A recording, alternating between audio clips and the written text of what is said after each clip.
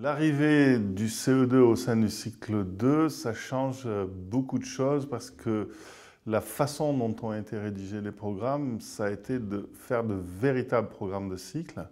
Et donc en gros, de donner des objectifs de fin de cycle 2 qui sont des objectifs de fin de CE2.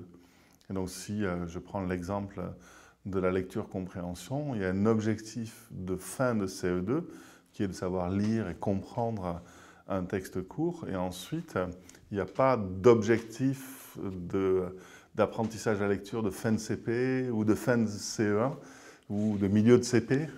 Il y a des objectifs de fin de CE2 qui permettent à chaque élève d'apprendre et de progresser à un rythme différent.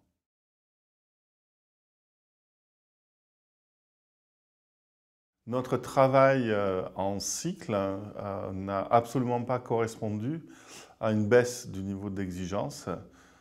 D'abord objectivement, parce que si on lit par rapport à d'autres programmes de 2008 ou de 2002, on constatera qu'il n'y a pas du tout de baisse d'exigence dans le travail qu'on a fait.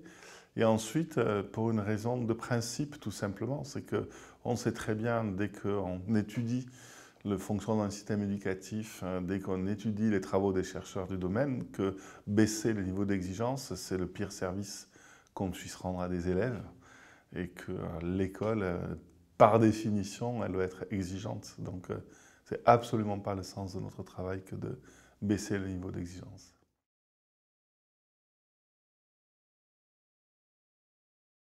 Une cinquantaine d'idées qui regardent les apprentissages dans les disciplines et 8 grands principes qui chapeautent les disciplines. Donc si on additionne le tout, ça fait en gros une soixantaine d'idées. Mais peut-être j'en garde une seule. L'idée, c'est que, et qui est la première, celle qui ouvre les programmes, c'est qu'au cycle 2, les élèves ont le temps d'apprendre, chacun à leur rythme, et chacun à son rythme va arriver à la fin du CE2. C'est ça la première, et celle à laquelle peut-être je tiens le plus.